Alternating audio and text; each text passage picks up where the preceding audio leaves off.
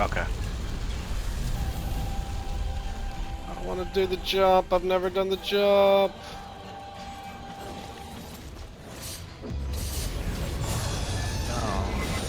Oh, I got it! I got it! I got it! I got it!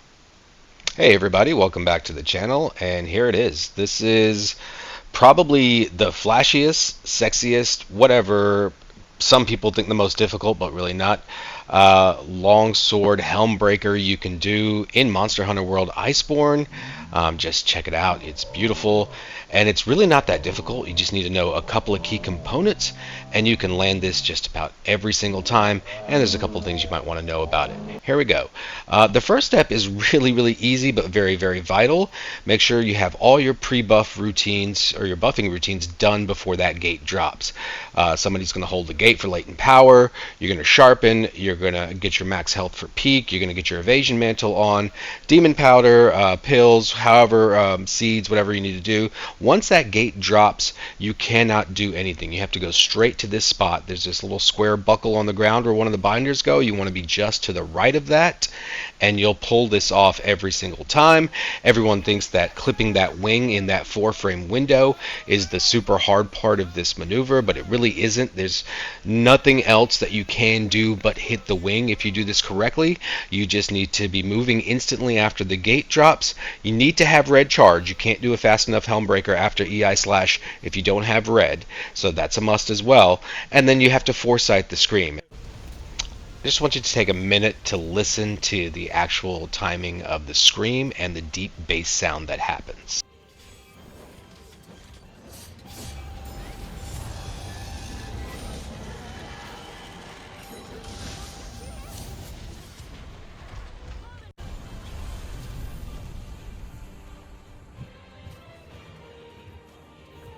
Oh, hang on. Let's see that done.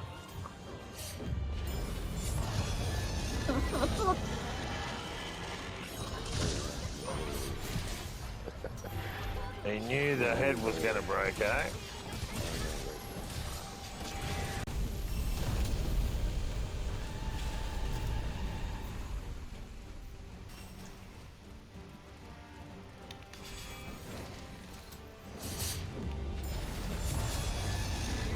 Got it. Now if you notice, what happened there was you heard the deep bass sound, then Fatalis roars, and then there's this shockwave. That's kind of your cue on when to time your EI slash. You want to make sure you actually hear that deep bass sound, and as soon as you do, afterwards, you can press R2. Let's watch this in slow motion, okay? You're going to get into your EI stance, or your special sheet, sorry. And the bass sound is going to coincide with this blue flash that you see. And that's going to be your cue. Go ahead and do your EI slash, because this following shockwave, see that blurred shockwave? That coincides with the scream. That's what you're actually EI slashing. So some people use the blue flash as a visual cue, but I prefer the auditory deep bass sound. It's just instinctual in me. So however you like to do it, and once you do that, you're always going to clip his wing, and you're, like I said, you go into your EI stance, sorry, special sheath, whatever, and you do your EI slash, and now when you do it, just press R2 and hold it, and just mash triangle as quickly as possible, so you do an instant helmbreaker. And that 4-frame window people talk about is nothing. You'll always hit the wing. You're timed perfectly for it. You do want to kind of press down on your L stick when you do your special sheet, so you can be facing this way when you're coming with your helmbreaker. It just makes it a lot easier to aim right at the head. You can do it from the other direction, but it's just a bit easier to do it this way. And really that's about it. Be ready to go at the gate, and other than that, there is a couple things you want to be aware of for the binding after this, because there is a chance you're going to break the head. See, this is what happened. The head broke and the bind happened instantly, so you got the head break knockdown was basically nullified because now you have the binder situation. So that can be important in situations when you're still in blue flames or you're helping people out and you don't already have a head break. There's actually a clip coming up a little later where I know it's going to break several times. I knew it's going to break here too.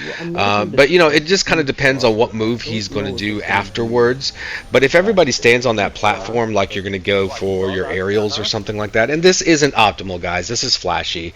If everybody's there, then generally he'll put his head over there. If somebody's a little bit out of position, he might be looking at them. He won't be targeted on you because you're in the air still when he's going to start facing somebody.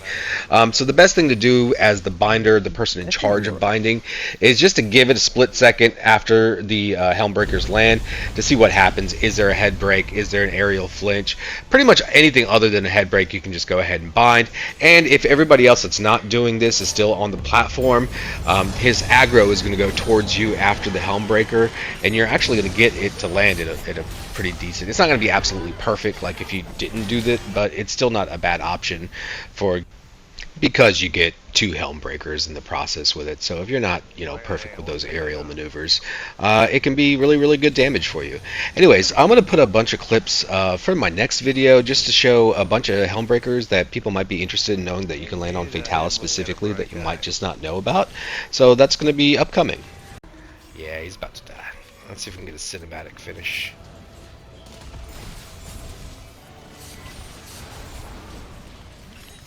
On the head. That was beautiful. That was beautiful. I EI'd slash the landing and landed the helm splitter on the headshot for the kill. That was great. My EI also happened at the same time as your helm splitter too. Nice. So cool. Nice. Anime as fuck. that was anime as fuck. This is.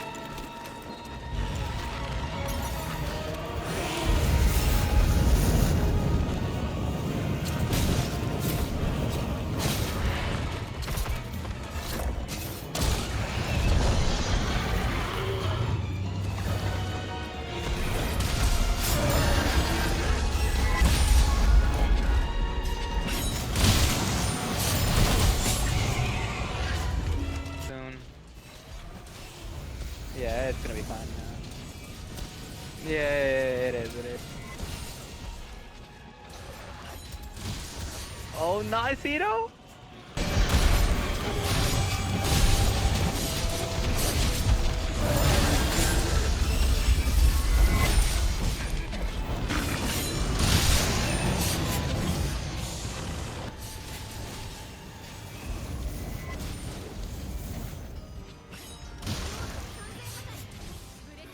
Easy feat getting that first round head break. Fuck no.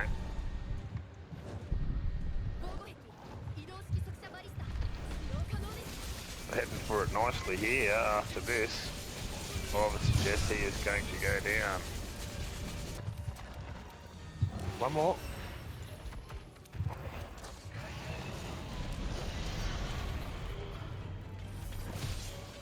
Come on.